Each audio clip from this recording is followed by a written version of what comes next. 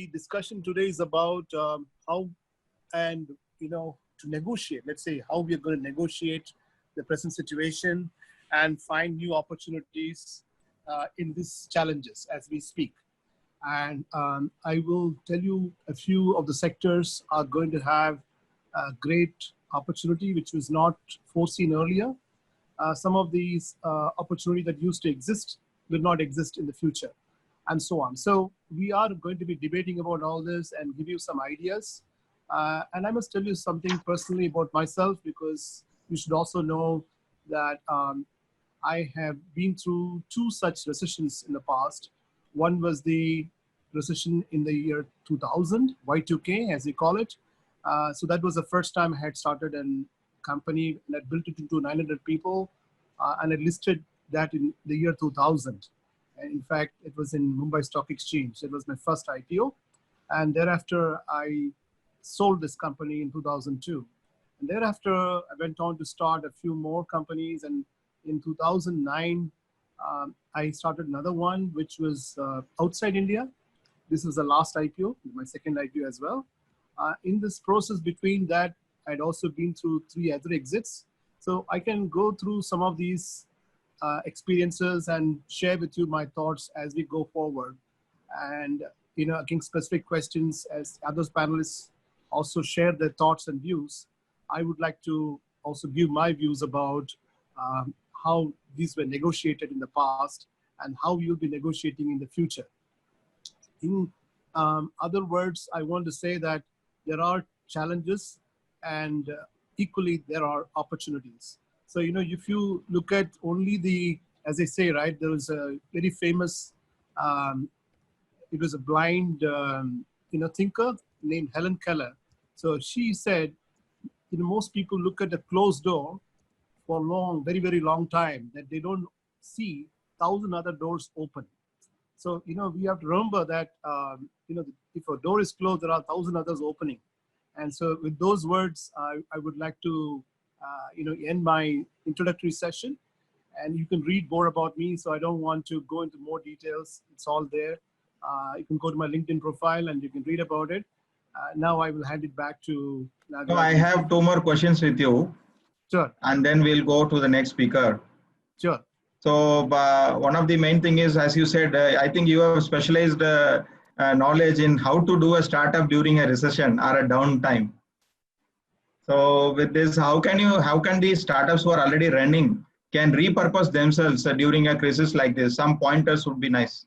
Yes, so I would like to tell you some of the examples, like take the case of co-working. Co-working is a real estate, and people are built, let's say, a lot of businesses today. There are a lot of companies that are running on the co-working model.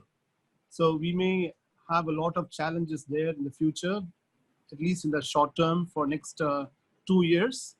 People are talking about 3 years as well. So here is an opportunity for them. They should not be another, say, space where people sit very close to each other, but become a competency center or something like an innovation center where they specialize in one sector. And thereby, they can look at being a center of excellence. So if they repurpose themselves from being a co-working space to being something very unique in one particular sector, for example, like AI or blockchain or any such technology that has emerged. There are 91 such technologies. So if they can repurpose themselves and focus on one such sector, then they will find a lot of engagement, and they can even charge a premium. So it's interesting, right? I can tell you again a case of how these theaters, the PVR cinema came into being, right? If most people are used to paying 10, 20, 30 rupees per ticket, but these people came up with a model giving that experience, and people don't mind paying even 1,000 rupees per ticket, right? So, something like that. So what is going to happen is there'll be some new ideas, new business processes that will come in, and people won't mind paying as long as there is value created. So that's what you ought to look at. Don't look at these challenges that have been created. That's as far as the example of real estate and the co-working goes. Similarly, if you look at the airline industry, it's also hit very hard. So they may look at repurposing themselves for cargo purposes. instead of being passenger carriers, there's a lot of, movement of transportation of goods that have to be done very fast. It has been reached, for example, vaccines or, ventilators have to be reached within the hinterland. And, these flights can be repurposed for that. That's another example of how this can be done.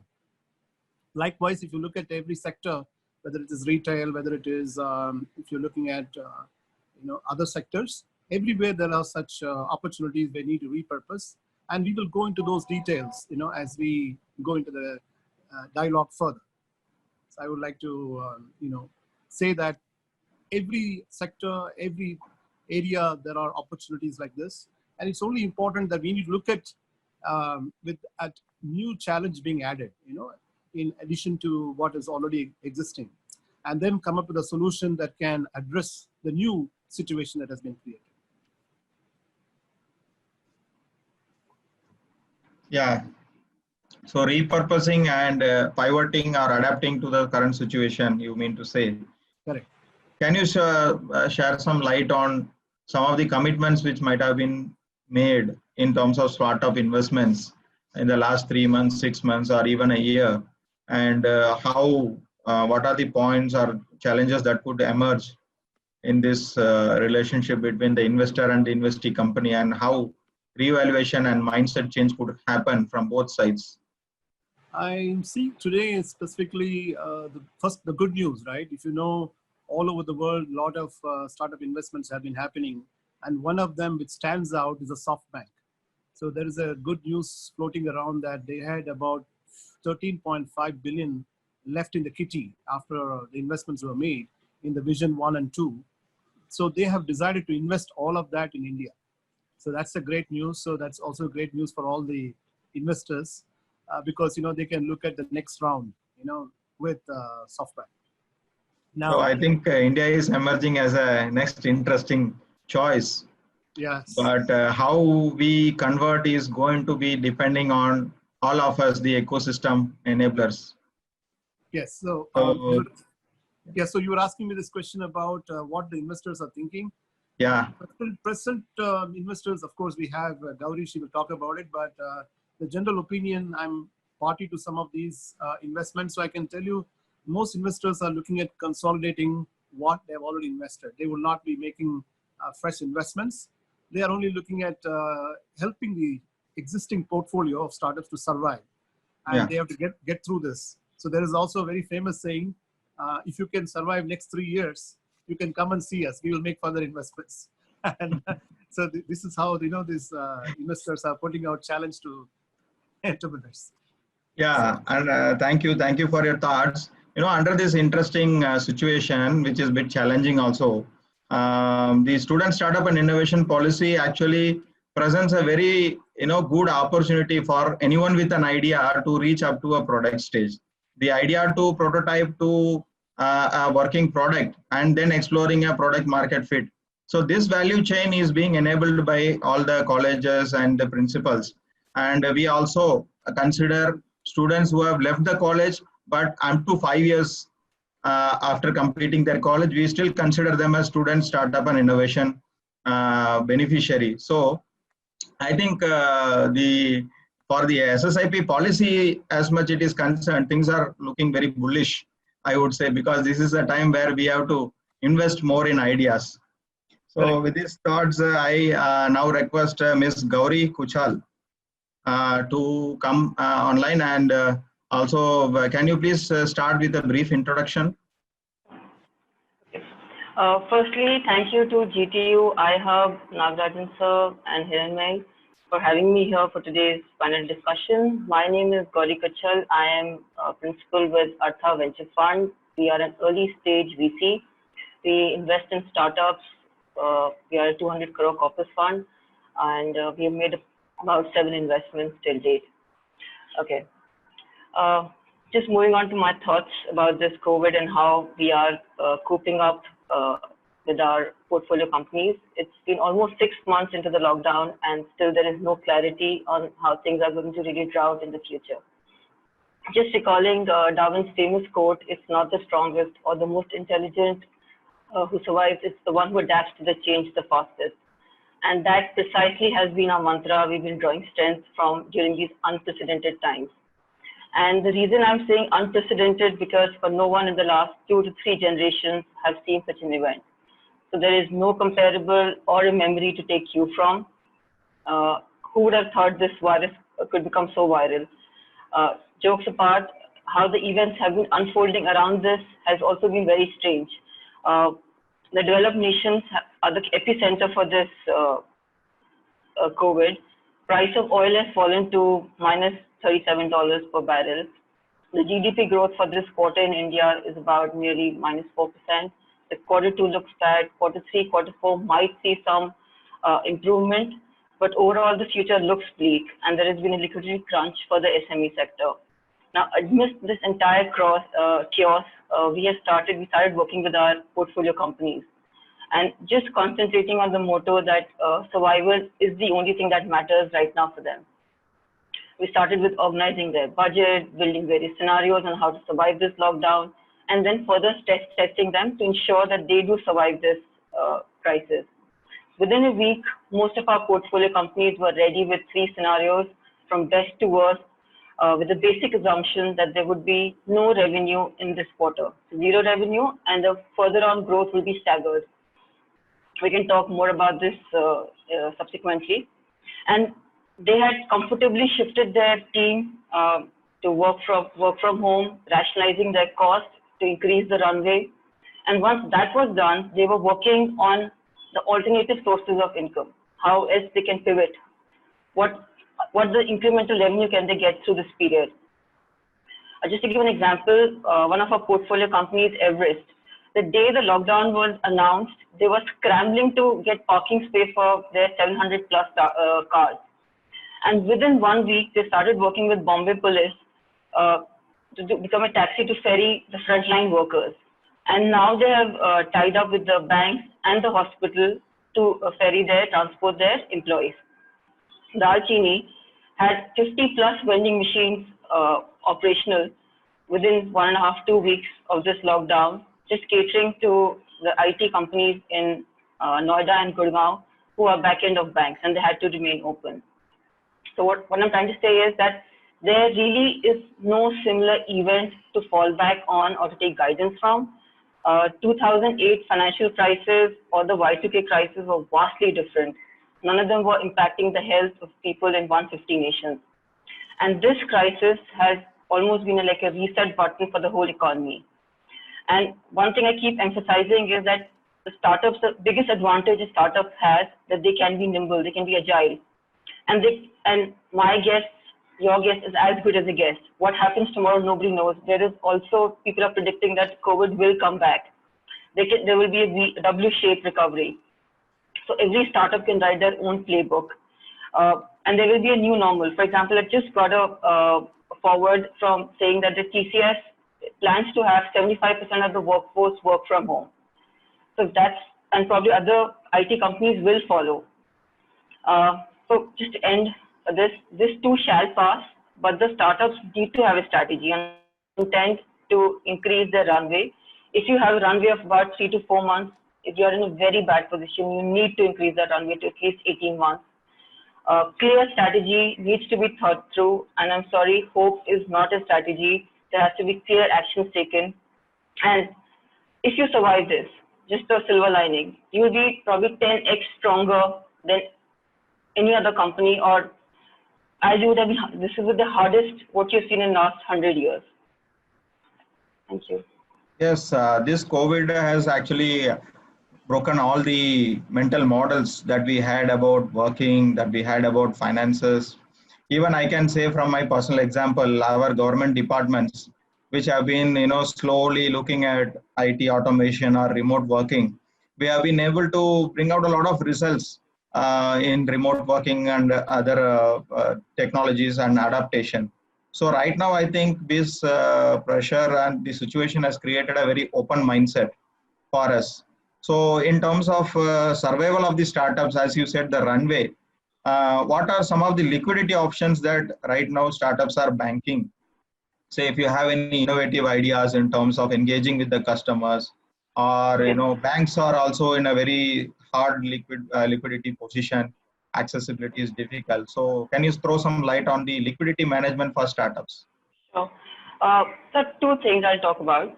Number one, before looking out for funding from outside, there are two very critical people who can contribute to the liquidity or can become partner in their venture right now.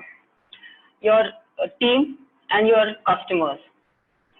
If there is, obviously you have to extend this runway from 3 to 4 months. You have to talk to your, again, this becomes a very touchy topic, talking to your employees and asking them for a salary cut. But just taking example, one of our another portfolio companies, when we were building this budget with them, we asked them to reduce their cost. They were very wary of going and talking to their employees. They were not sure whether they agree for a salary cut. And surprisingly, all the employees agreed for the salary cut, and suddenly from there, they cut their expenses by 60%, and they increased the runway from less than 6 months to almost 18 months. So the team can be your biggest partner right now. So that's internally you need to look around and then talk to your customers. Customers, in case you had promised something and you're not able to deliver on that, it's okay. People are being extremely sympathetic and empathetic to the situation. They will realize that you're trying to meet, and if you already got some orders, the money is in the bank, talk to them. They don't cancel their order, and they have not. And we have spoken to some portfolio companies of ours who have agreed that customers are not canceling their orders. So these are the two internally how you can two actions which you can take to increase your liquidity. Banks, yes, but a lot of startups don't really get that access to the banking money because they still require some collateral, and banks probably would not be. But there have been funds which have come up, which are giving some liquidity options to these startups. But if you already got some money in your account, and you can go back to your investor and ask for a bridge round. So that's investors, again, we are doing that with our portfolio companies, trying to help them out. So these are the few options which you could utilize during this time. But you need to take the action now. Do not let this linger on and deciding that I will reduce my cost tomorrow, I can survive. No, if you have this money in your account, you need to conserve that cash now. Yes. Yeah, you are right. So we can now understand that this apart from the professional constraints we all have, our stakeholders are really becoming stakeholders in jointly tackling this issue. Even in government, I will just say that people are donating their 1 month salary, 1 day salary. The government has decided to reduce the DA for next 1 year. There will not be any dearness increments, so on and so forth. So nobody is complaining. Everyone says, let me do my part. So that is the best thing. And thing about this crisis is that our humanity is coming out, and we should ensure that the engine of the growth, which is the startups, don't fall for an issue which could be easily overcome, especially the liquidity problem, because it's only a temporary issue. Thank you so much for your thoughts. I'll come back with further questions. I would like to now request Mr. Tarun Krishnamurthy. Sure. One of the things is, in such crisis, a few things I think there's already been mentioned: the agility, thinking on their feet, being able to pivot either in terms of business or in terms of process, or namely product technology itself, right? So one example, just so kind of we put it in perspective before we go into the high-tech aspects of things. MTR, which we all know and we all so much love because we are, as a Bangalorean, it is a part of our fabric. But MTR, which is now a global brand, during the 1977 emergency, I believe there were similar crises, and they had to shut down their restaurants, which meant employees were likely to be out of job without payment. So MTR innovated, or rather the idea came from one of the employees, is what I'm told, to start getting into packaged food business. And today we all know, and I think it was even sold to a multinational company, I believe a Norwegian firm. So ideas can come from anywhere. So we should be open to that. It is not just top down. In fact, I think somewhere, in one of our discussions as in preparing for this session, we talked about bottoms-up innovation, right? So ideas can come from anywhere. We need to value that. Coming to your question about physical and digital, I think we're already seeing it. We are seeing aspects of patient tracking, which is physical, zoning, and then tracking them via apps or GPS and things like that. And I think this is these are simpler solutions, and that is great because this is the time to not spend too much time, innovate quickly, get something done in a matter of days, weeks, and get going. So as you have seen, the Arogya Setu app or many other apps that have been developed across the world, or HealthBot apps that have been developed, these are all developed in a matter of literally no time, right? So the speed of execution is immense and paramount, at least in a tactical sense. If you look at factory floors, so now slowly we're starting to open up factories, manufacturing. So there is aspects of not everyone can reach all areas of a factory, hard to reach places. There could be safety issues. So there have been such technologies. I have been interacting with industrial IoT teams, and in fact we used to struggle to try and create a market and create a business case or use case. In fact, although we can give, it was all perceived like nice to have and all that. Right today, I think factories and governments, they all come to realize there is value, and the use case is probably now the convergence of market to technologies coming in place. So industrial IoT and camera-based, sensor-based technologies that convert back into data and intelligence, and based on intelligence taking action. So all that is like the hardware, software, the physical software, human elements coming together, machine elements, in fact, coming together. So that's what I mean by physical and yes, that is what we are moving towards, the digital factory, yes. where it is the soft aspects are increasing in a hardware based situation. We talked about ideas coming from all sides, but the in a situation like COVID, there is news coming from all sides. We don't know what is right and what is wrong, which is to be trusted and not trusted. So trust is a big issue, in this current, tech scenario, where anything comes on WhatsApp, people tend to believe that it might be true or it should be true. If it's on WhatsApp, if it is true, which is could be the wrong assumption we are all doing. So how do we tackle these kind of things? You can throw some ideas on that. Right. It's both unfortunate and many times amusing. But as you have seen, people believing news, especially when news comes from or perceived to be coming from leadership sources or masquerading as leadership sources, right?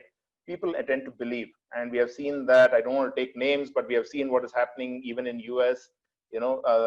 Leaders speak something and everybody believes. And we ourselves, we have been following, and fortunately for us, things have kind of stayed contained. So I think this disinformation, misinformation has been there all the time, right? And to use a crude word, rumors, right? Spreading rumors has always been a human element. With the social media, and more so with WhatsApp, as you mentioned, is that much more prevalent and right in your face, right in your hands kind of thing, right? So it's not something that you have to wait till you go for an evening meeting or a walk with someone. So that is the challenge of the day. So this has been there prior to the COVID crisis, but more so now. And if you see the element of hacker mentality, if I may call it, one is, prankster mentality, right? Which is kind of harmless. I don't know what the impact could be, but, just trying to get popular. You post something, you create some concoction of medicines and just show off, or whatever it is, right? Or you believe in some aspect of, treatment, and you just start propagating that. That could be either you truly believe, one, but it's not proven. Second is it could be prankster-like, let's see how many people believe what I say. It's like a April Fool's joke, which is kind of in bad taste. The third is, in deliberate to create some kind of a fear mentality amongst the population. And that could be either in affecting the financial systems, the stocks, the healthcare systems, or even as simple as going and hoarding on groceries and making groceries become unavailable for days on end. You're hoarding and holding it at home for no real value. So those things are pretty bad. The other thing is, in crisis, when they start touching your finance and your privacy, I think that's where the news spreading can also get challenging. So these technologies of identifying spam, phishing, or fear mongering, these technologies have been there, and mostly in the email space, maybe not so much in our social media space. Particularly WhatsApp was more like a messaging system. But today, I think we all realize WhatsApp is much more and is much more powerful, both in terms of reach as well as the different kinds of media that can be shared and things like that. So I think WhatsApp is going to become more and more like your endpoint, like your laptop, like your email and things like that. So I think we should look at technologies that can address that. As far as the disinformation itself is concerned, now it's a little more challenging. How do we prove its source? What is the traceability and things like that? And I can think of a few technologies, possibly, we have all heard of blockchain, which is primarily used to create like a distributed ledger of trust. So unless you can fool 50% of the ledgers, or change data on 50 or 50% or more of those ledgers, you will end up with a trust issue, right? And based on that trust score, we can evaluate whether it is fake news or not. So, I mean, it's a long answer to what you said, but I think there are several options and several reasons or motives why people do these things. Yeah, but the short efforts that have been made, if you we can think is like, we should use only trusted sources like the government websites or trusted news agencies. And WhatsApp also has done a good thing of not allowing frequently forwards to more people. We can only forward only one person. So everyone is doing their bit. But right now, apart from building your immunity for the body, I think we should build immunity for the mind also, against fake news, so that we tend to become more resilient and evaluate what is there, and then think and decide. See, I think we need a questioning mindset, sir. I think general population, we should. I'm not saying we should not trust people, we should not trust our friends and families. But they are being used to spread wrong information, and we should not be gullible. So I think that's given, especially with the internet space, right? We always said, don't trust everything that comes to you on email, and now I think we are saying the same thing over WhatsApp.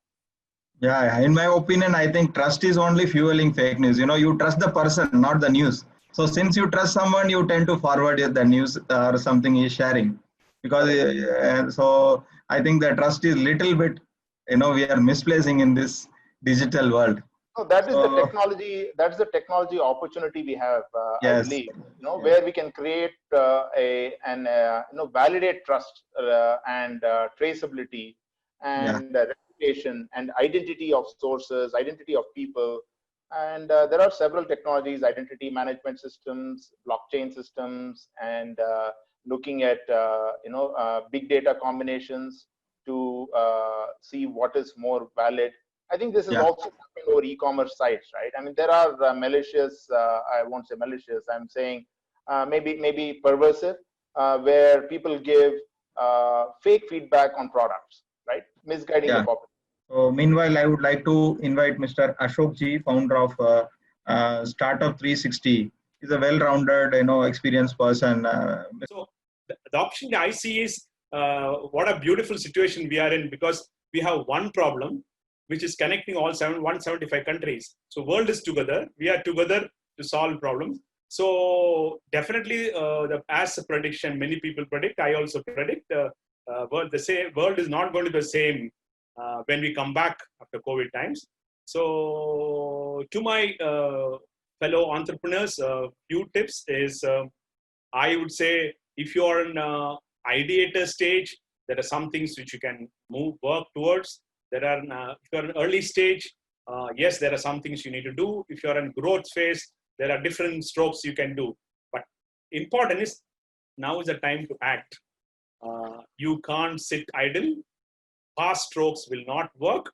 You got to revisit, rethink, go back to drawing board. So in my language, I say is take a white paper and start fresh. So with that, I leave it. I passed out from NCR Business School, then had a good orientation from a global context point of view.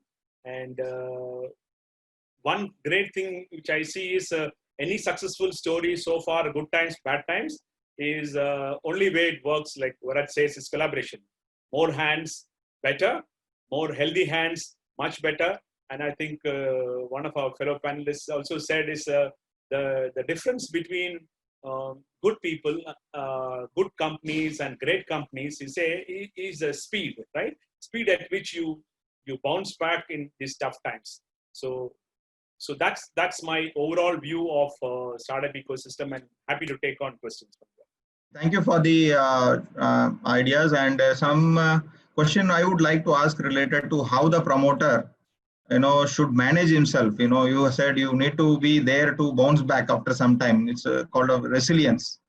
So how the personal management, emotional quotient, all these things become very important, because the entrepreneur is the key person behind which everything is revolving.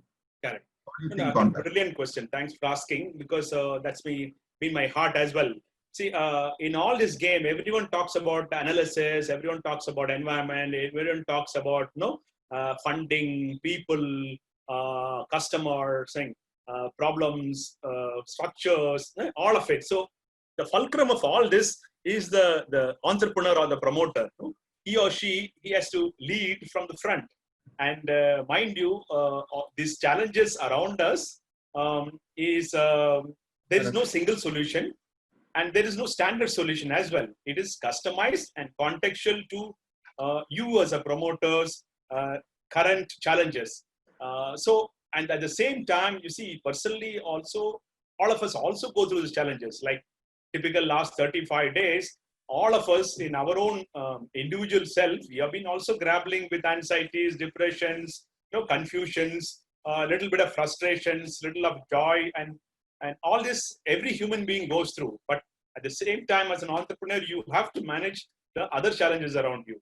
So I think the only view, to me, I think if you're really passionate about what you're creating, you will for sure come out of it, because the only solution is you focus on what you want to do and what you set yourself to do. If you are you building a business for investor is a question to ask. Are you building your business for customers is the second question. You have built your business for yourself and for the ecosystem and society. These are some viewpoints from where you as an entrepreneur have started. I think to me, it all starts from you. So go back to basics, and you have to lead from front. So multiple things from a customer point of view. You have to look at from you as a consumer. How do you want to pivot yourself? Now comes from a team and people around you. Again, you have to look at yourself, because there are anxieties, depressions, frustrations for them as well. So you are the solver. Now, unlike other systems and setups like corporates, like governments, like I will say funds, unlike any of these systems, you have a lot of people around you to help. But in this case of entrepreneur, what happens is the person called the founder, buck stops with you. So first, if you are to talk about pay cut, first you have to take your pay cut. I mean, you have to lead from front. If you have to shut your office, first you got to take care. Before you communicate to people, first you will have to take care of your office needs. Whether it's you have large office, small office, you have a big car, small car, no car, go and cycle. or whether you go in by walk. It's your choice. But then you got to set as an example before you talk about others. So a lot of self-discipline is required. I think that is also what makes an entrepreneur different from many others is my take. Yeah, thank you very much. This was good ideas that you have shared. I'll move on to the next speaker. She has been there and very anxious to share her views, I am sure. I request Ms. Sreedevi Raghavan to join us with a brief introduction, and thank you for the patience, you being in the last in the speakers list. Please. Thank you, Sri Nagarajan sir. Thank you, GTU. I have Hiran myself for bringing all of us together. Sir, it was not at all boring. I didn't have to lose my patience. It was certainly very educative even for me, and very interesting questions coming up in the Q&A. So thank you for all of you who have logged in, because I think this is what keeps all of us going. And I remember whether it was Ashok or Tarun or Varad, one of you who said that this is one of the fantastic opportunities that we are having to come together and co-create the future. I mean, very seldom do we get an opportunity to be part of a world where the entire population, and like Ashok also said, the entire population of the world, this is not a country specific situation, this is not like a small pandemic that is happening only in India or large pandemic. This is a world, this is a global scenario. So in a scenario like this, how do we go local? I mean, how do we localize whatever are the global learnings which we have? Before that, I'll give a small introduction about myself. You can see on the screen that my name is Sreedevi Raghavan. I have been in the corporate world for over 2 decades. I have basically been in the sales and marketing field. I've been leading sales teams. For 15 years, I was in the banking sector. I have transitioned now to become a life coach and an organizational development coach. Additionally, I'm also serving on the board of IIM Kozhikode. So yes, sir, most of the work which I am doing now is involving around transition and transformation of companies. Because we have realized that suddenly we've all had to stop and take a turn, and none of us know which side we are taking. Like we just discussed, we can all only sit here and make predictions. And like Gauri said, hope is not a plan for the future. You've got to keep making your plan, revisiting your plan. And you use these words, which was very interesting, when you spoke about what you're doing with your students, idea to value chain to product market fit. So what in fact we are doing with the organizations that I'm working with is to go back and revisit this once more. What was your idea? What was the crux of your idea? What was supposed to be your market? Does that market still exist?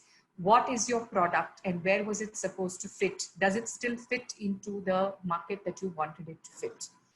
The other thing that I'm working on, since I also wear the hat of a life coach and a healer, is how people are working with this forced situation called work from home. So there are lots of interesting human behavior which we are able to analyze when we see work from home situations, especially the way it is turning around for women, how they are able to adapt to the situation, how are people who have been traveling intrinsically able to adapt to the situation. So these are the things that I'm working on right now. Sir. Yeah. So we have already had some thoughts on, the liquidity management and all. So liquidity is something like immediate, next 3 months. Yes. You have to survive this month, the coming month or this quarter. But at the same time, we need to, rework the projections, which the business continuity plan, Gauriji also mentioned. So how do we redesign the revenue models, and how do we adapt it in such a way that we first live to see another day? Sure. Okay, so I know we have all been hearing about this quite a lot, and that is about how the economy is going to take shape, whether we are going to go to a L-shaped recovery, or will we go through a U-shaped recovery, or are we going to go through a V-shaped recovery? So an L-shaped recovery is where we are saying that it's going to take a long time for the economy to recover. U-shaped, we are saying, let's just buy some time. Let the situation get over and then you will be able to recover. A V-shaped recovery is where we are saying that this situation itself will help your product to survive. Now, while that could be an overarching thought, and what we are hearing from a lot of analysts, in fact, I think even Tim Cook made a statement the other day saying that what we're mostly seeing is a V-shaped recovery, because normally we have seen that after a pandemic, that is how the graph has gone. Data apart, commonsensically, what we see today, there has been no infrastructure loss. The climate has only gotten better. People got some time. While I completely understand, and I am empathetic towards those of us who probably lost jobs and there has been a stoppage of revenue, there has been a lot of time for us to actually sit back and recoup on our strategies. So depending on what your product is, you will have to then decide where your graph is going. And so you spoke about, therefore, what should be your revenue model? So if you think you can make a V-shaped recovery, if your product is in its V-shape, then your revenue model will have to be immediate. You will have to start preparing yourself that you will earn immediately, and then what you do with it. If it is going to be U and L accordingly. But sir, if I could just share an example of a client who I have. Okay, so she is she's the CEO, she's preparing eco-friendly stouts. Okay. Now, each of that stout costs about 6,500 rupees. The usage of the stout requires that they should have vegetable pellets. Now, the moment the lockdown was announced, she could not run her factory for obvious reasons, and she had to shut down the factory. There is a completely different friend who was into manufacturing of clothes. So she was into stitching. She also had to shut down her factory because the moment the lockdown was allowed, she could not let people in. But very interestingly, two completely different people came together. And how? The lady who was manufacturing stoves said that I know for some time, and she may not have said it as an L-shaped recovery, but she said, I know for some time I will not be able to sell, but can I use this time to create my customer base? So she made this lady who's a tailor make those masks. Lots of cloth lying with her, which would have not been put to any use in this 2-3 months. They started making masks together. So they got permission to get 2 tailors in. They made about 300 to 500 masks every day. They went village to village, knocking doors and distributing this one mask. Now, everywhere that this lady has given one mask is the potential customer for her to go back and sell the stuff the moment the economy recovers. Yeah. We all learn, about the 7 P's of marketing. In fact, I see a lot of as part of the audience, I see a lot of students. I know we have all learned in our MBA classes that there are 7 P's of marketing. What I'm requesting today is, can we just look at the first 2 P's of marketing, and that is product and process. Put your product and process in these graphs. Are you a U or a V or an L? And your revenue model will come up automatically. So that brings me to the sub question. One of the chat person has also asked, can you conceptually quickly differentiate between these U, L, M, whatever type of curves you are taking, because it's a little bit something new and interesting for me too. Okay. So an L is when you're going to, so I did explain it. I don't know where they heard. So an L is where your recovery is going to take a long time. So it is L. I'm sorry, I don't have a flip chart here to explain it. So your revenue is not going to come up for some time, but then you just stay in there, keep, so there is a very beautiful line, which I keep telling myself in times like these, that when fishermen cannot go fishing in the ocean, they use the time to repair their nets. So that is your L model. Use that time to prepare your net. Keep looking at your product, keep looking at your process, and like you said, keep looking at your market fit. मतलब simple way में बोलना है तो अभी पैसा नहीं आएगा, लेकिन धंधा चालू रखने का है. धंधा चालू रखने का है, कस्टमर को मत छोड़ो. अगर आप इस वक्त में अगर आपने अपने कस्टमर को छोड़ दिया है, तो खाली धंधा नहीं, पैसा नहीं, आपने कस्टमर को भी खो दिया है. ठीक है, ये क्लियर हो गया. What is next? Yeah, U is where you say wait for the lockdown, enjoy time with family. थोड़ा घर में भी काम कर लो, and when the lockdown is open, you can go back and start making money. We are those people where you can make money sitting at home.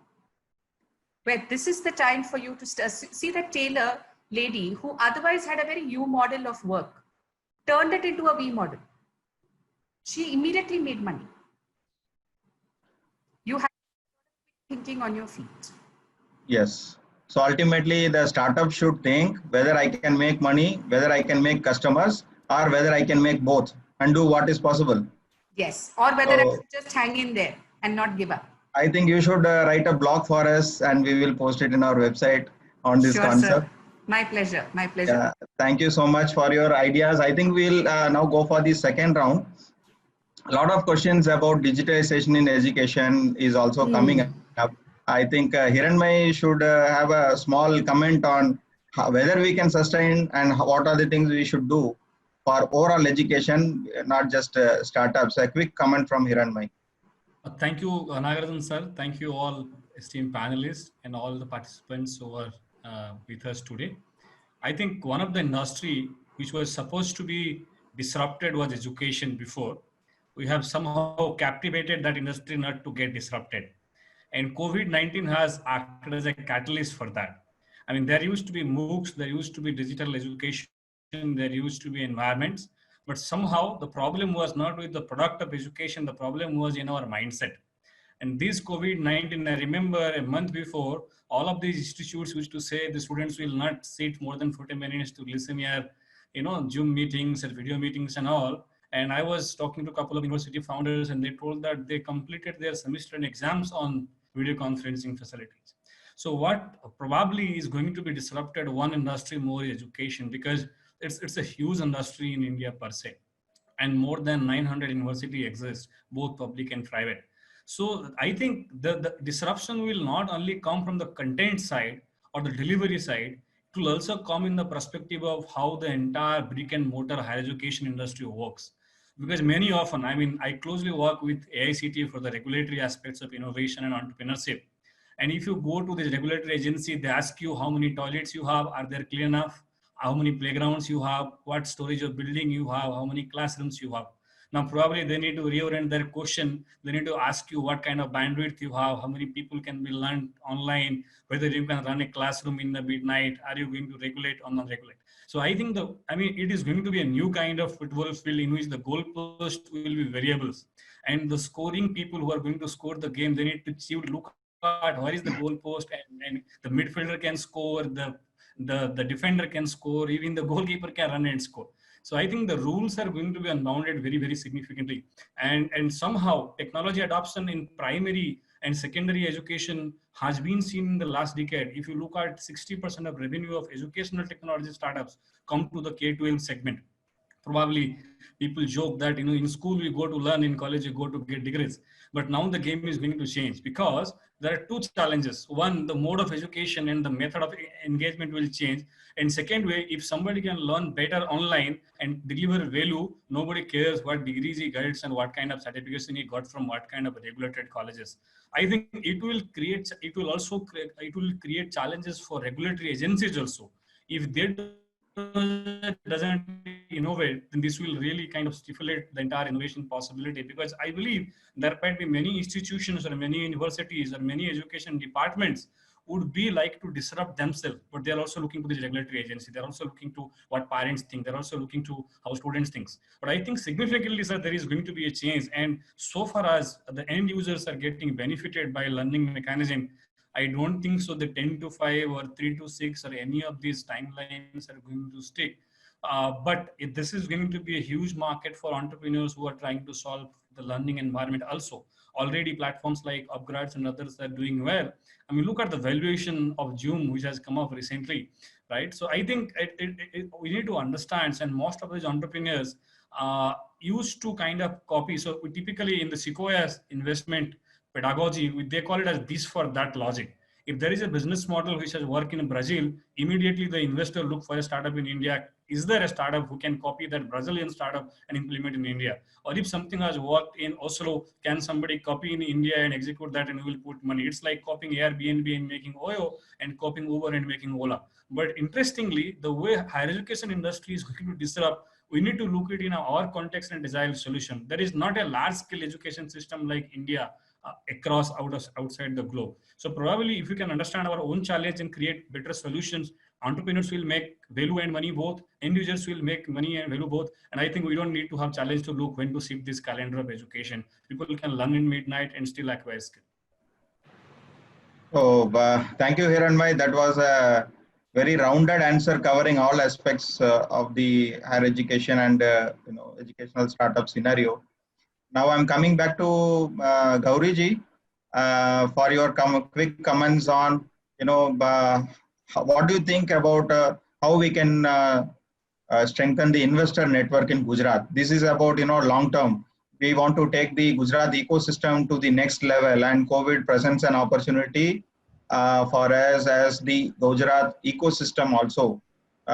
So it was one of the questions that a viewer has asked in the Q&A. And I have one more interesting question for you, but meanwhile, can you tell us on how we can make it more vibrant investor ecosystem here? As a fund, we don't really consider investing in one state or pan-India, right? But surprisingly, not too many entrepreneurs are coming from Gujarat, or we don't receive enough proposals from Gujarat. And for whatever reason that might be, but that's something which internally I think Gujarat government has to do to take steps to probably we should, not too many summits also even happen in Gujarat where investors are invited. So probably you need to have more of these sessions in Gujarat where schools, the entrepreneurs are showcasing their products, and you have, we are open to good ideas. We don't care where they are. As long as it's a good, sustainable model, we would invest in that. We would invest in that startup. Okay. So for us, it's the state, territory does not matter. It's now the onus is on the startup. They have to come. They have to find us, and we are. I'm happy to travel. I'm happy to come and meet. Obviously, I cannot travel now, but now we can meet online.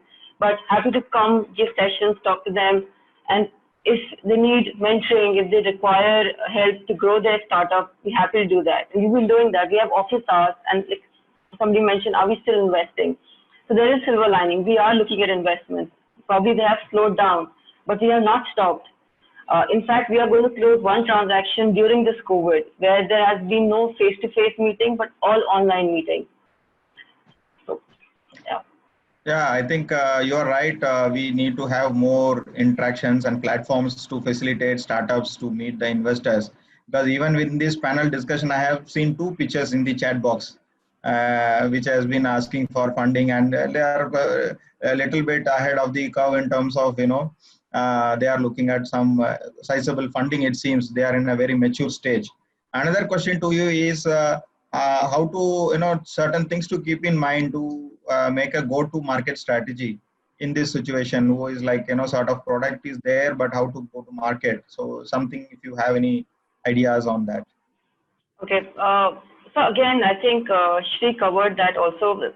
The part is that depends on the product, what product it is, right? Whether what you're expecting, is it essential, non-essential, and how if the startup has some digital imprint, they would have incremental revenue. They can easily go back to the market. But keeping all that in mind, general tips which I can give to any startup right now is keep calm, start with your why. Why did you start this business? And is this business still relevant? If it's relevant, good. If it's not, then again, go back to the drawing board, see how you can make it relevant post-COVID. As I mentioned earlier, the new normal will change. And the education sector, as I also mentioned, earlier the education online, there was always online education, right? And there was a lot of activity happening in the edutech. Investors were investing. But suddenly the way you look at edutech now has changed. The schools, even earlier teachers were not okay with online teaching. Some part would be, but they would still not be comfortable. Parents were not comfortable. But now the kids are attending school online. They're dressing up, they're sitting in their uniform and they're attending school. And parents are not comfortable sending to their kids to the school for next 3 to 4 months at least. So the go-to-market strategy for each product would change. There's no size which fits all, but just generally stay calm, reinvent. If the model does not fit, please work out your new model, communicate with your customer, communicate with your team, communicate with your suppliers, and save your dream. at the moment, the idea is to survive. Yeah, yeah, right. So my next question picked from the Q&A is to Ms. Sreedevi. Do you think, this is the question from Dr. Monica Suri from Aro University, Surat. She has asked whether you think tax holiday will attract young entrepreneurs to come forward with new projects and startups. So with the government trying to formulate revival packages and interventions, a tax holiday, how much it will help the startups?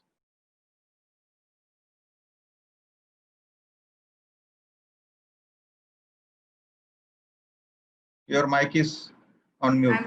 I'm sorry, I was not able to hear your question. You said whether tax holidays will be able to attract young entrepreneurs? Yeah. Whether it will support the startups in this kind of situation, a tax holiday from the government.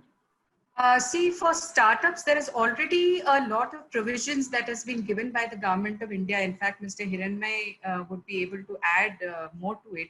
But however, one of the things that I've entrepreneurs and the address which I also made in Parul University was numbers speak louder than words.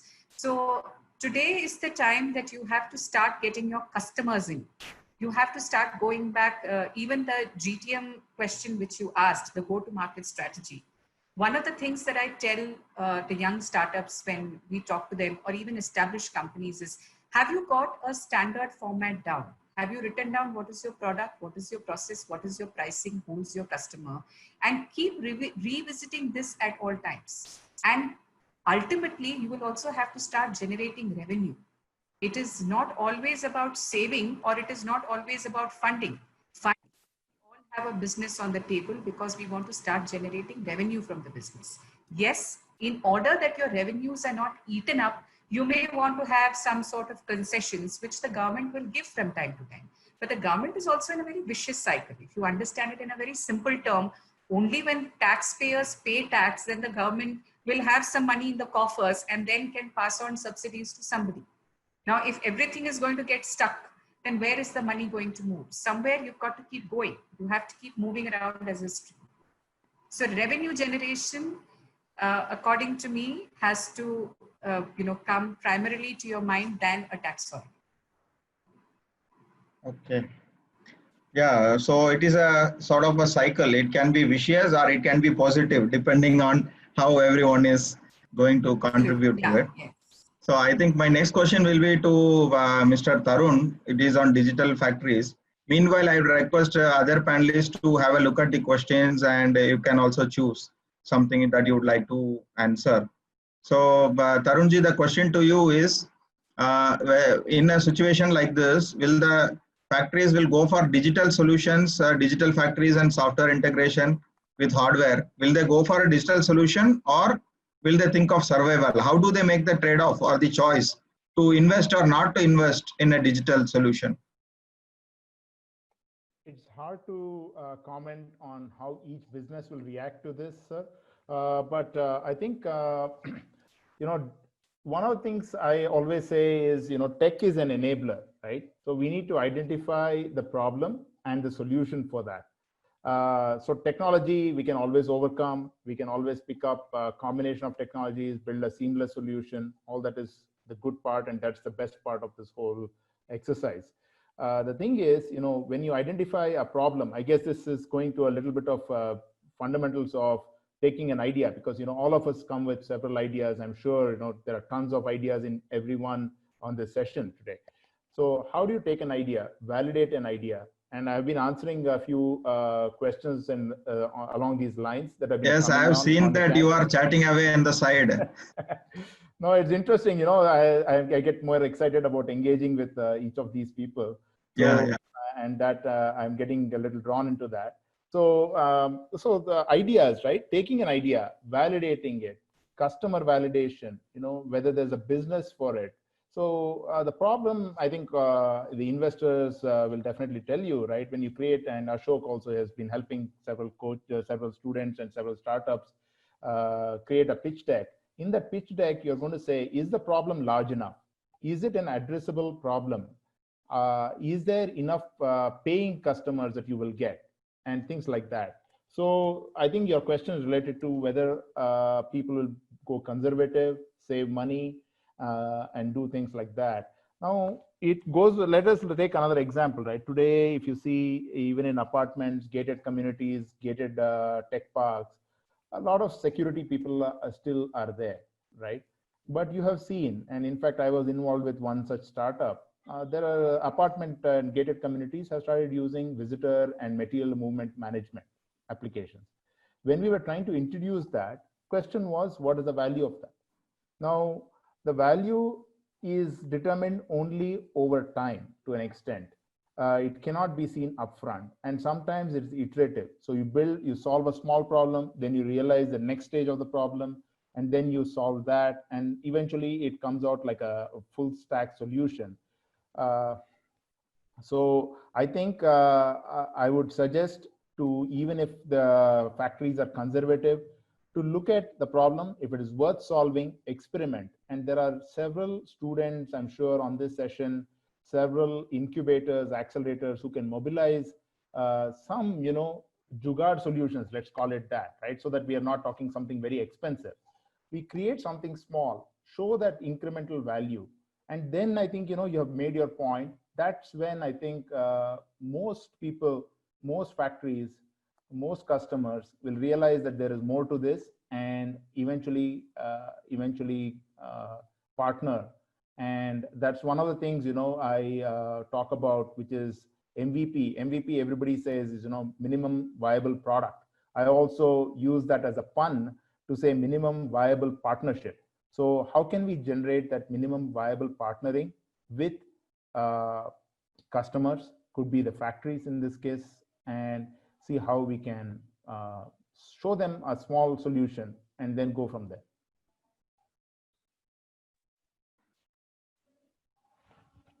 Sir, was I audible?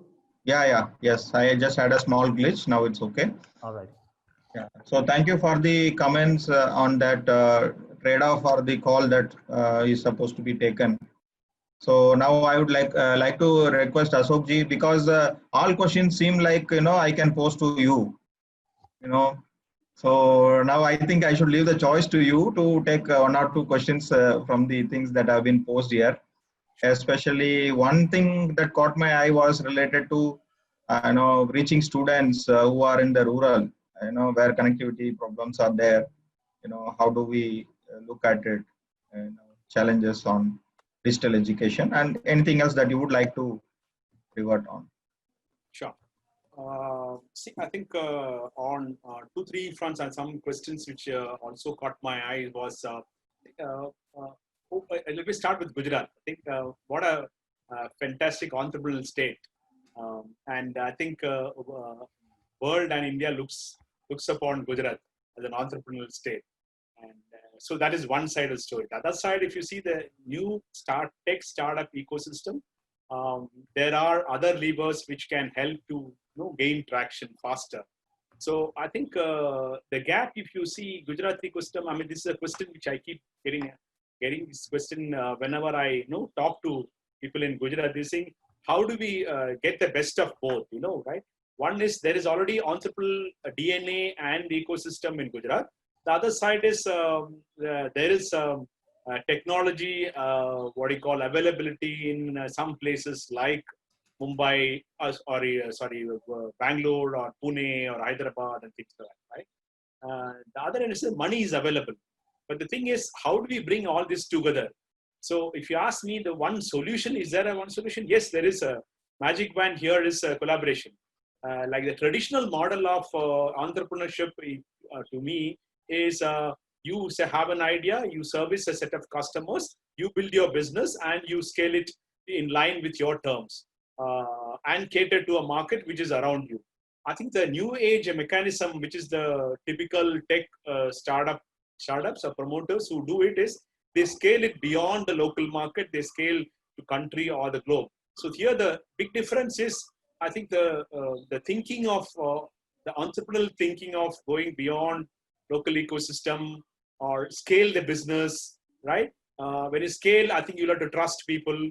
When you have to trust people, you'll have to bring in a lot more people around. So those are the things which can actually, Gujarat can adapt faster and grow faster, because in Gujarat, the fundamental strength I see is people are very entrepreneurial. And there is a good ecosystem around people who understand business. So the typical traditional SME business owners can be of great help in these tough times, where they collaborate with the new age startup promoters. I think together they can really succeed in these tough times. So that is from a startup point of view. Now coming back to the student community, I think big change I see already last 3, 4, 5 years, I'll say, is thanks to some of the initiatives of Niti Aayog, which I was part of. And I was also had an opportunity to be working closely with some of the rural schools, right? So the one silver lining is the bulb has lit across India, is my view, is people have become now aspirational. Now aspiration is high. Inquisitiveness is also high. Curiosity has come out, and people are now eager to do something. Unlike if I had to compare the past versus now, I think earlier education is equal to employment. Today, education need not necessarily be employment. There is also an avenue called I cannot be an innovator. I can also be an entrepreneur, right? So that awareness has become very high. Now the next step is, thanks to initiatives of Niti Aayog and Atal Innovation and things like that, there are infrastructure facilities around us. Now having done this, I called as Startup 4.0, is the next one after COVID times. If you see this now, Avatar is where we should, I think, a lot more local entrepreneurs should jump in, shake hands, and build that aspiration to a product, and a product to cater to the local problems and solutions. Instead of solving problems for Silicon Valley, solve for problems for Ahmedabad, Vadodara, or Gujarat, you start with, I think a lot more people will come to help and help the student entrepreneurs to become real-time entrepreneurs.